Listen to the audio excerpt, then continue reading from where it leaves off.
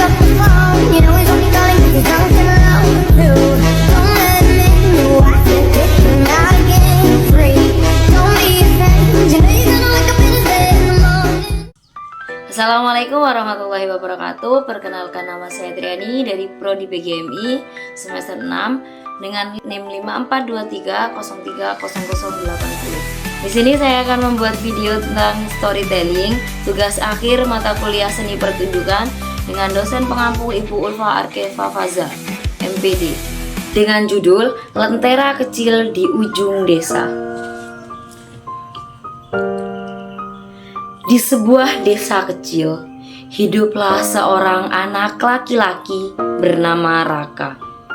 Ia tinggal bersama ibunya di rumah sederhana di dekat sawah.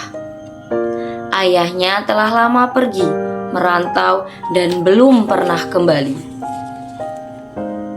Setiap pagi, Raka membantu ibunya menjual sayur sebelum berangkat ke sekolah. Namun, seringkali ia merasa lelah dan berpikir, "Untuk apa aku sekolah? Bukankah bekerja lebih cepat menghasilkan uang?" Pada suatu hari saat pulang sekolah, Raka melihat seorang kakek tua sedang duduk di dekat pohon sambil membaca sebuah buku. "Sedang apa, Kek?" tanya Raka. Kakek itu tersenyum hangat, lalu menjawab, "Aku sedang mencari cahaya." Raka bingung, cahaya? Tapi ini masih siang. Kakek tertawa kecil. "Bukan cahaya matahari, Nak. Cahaya ilmu." Raka makin tidak mengerti. Melihat wajah Raka bingung, sang kakek mengambil sebuah lentera dari tasnya. "Nak, hidup ini seperti berjalan di malam hari," kata sang kakek. "Kalau tidak punya lentera, kita mudah tersesat. Pendidikan itu seperti lentera. Semakin banyak ilmu, semakin terang juga jalan hidupmu." Raka terdiam. "Tapi, Kek," jawab Raka pelan, "aku capek sekolah. Teman-temanku ada yang bekerja dan punya uang sendiri." Kakek mengangguk pelan. "Benar, uang bisa didapat hari ini, tapi ilmu akan menemanimu seumur hidupmu." Keesokan harinya, Raka mulai memperhatikan guru di kelasnya. Ia mencoba belajar lebih rajin, walau kadang masih mengantuk karena membantu ibunya berjualan. Suatu sore, hujan turun sangat deras. Jalan desa menjadi licin dan pasar sepi. Ibu Raka terlihat sedih. "Kalau begini terus, ibu tidak tahu bagaimana biaya sekolahmu," kata ibunya. Raka menunduk dan hampir ingin berhenti sekolah. Namun tiba-tiba Raka teringat ucapan sang kakek. Pendidikan adalah lentera kehidupan. Sejak hari itu, Raka belajar lebih sungguh-sungguh. Ia meminjam buku di perpustakaan, belajar di bawah lampu kecil, bahkan membantu teman-temannya belajar agar memahami pelajaran yang sulit dimengerti oleh mereka. Tahun demi tahun berlalu.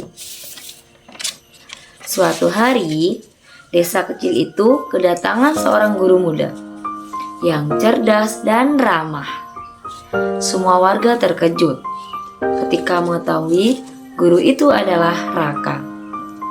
Raka tersenyum sambil berkata, "Dulu saya hampir berhenti sekolah, tapi seseorang mengajarkan bahwa pendidikan adalah cahaya.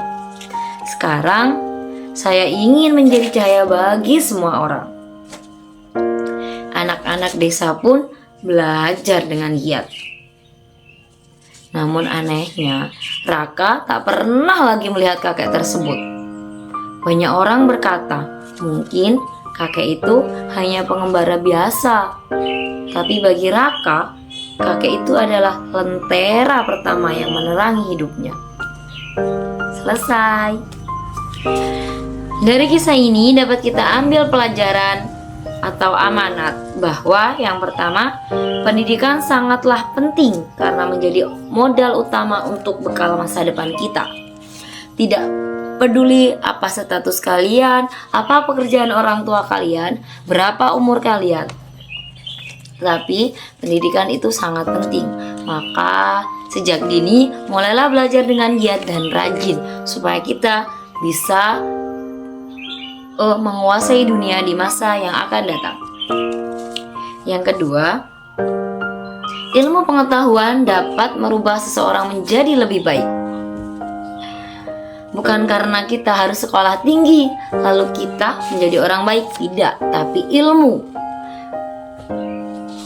Dan jangan lupa, akhlak itu di atas ilmu. Walaupun kalian mempunyai ilmu, tapi jika tidak berakhlak, kalian juga salah.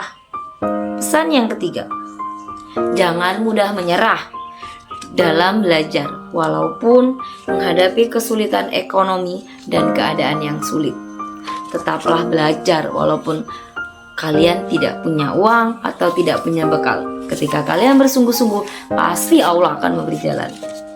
Pesan yang keempat, orang yang berilmu dapat membantu dan memberi manfaat bagi orang lain. Ketika kita punya ilmu dan ada orang yang kesulitan dalam belajar, kita bisa membantu. Tapi kalau kita tidak punya ilmu, bagaimana kita membantu mereka? Apa yang ingin kita sampaikan? Jangan lupa belajar teman-teman. Terima kasih sudah menyaksikan.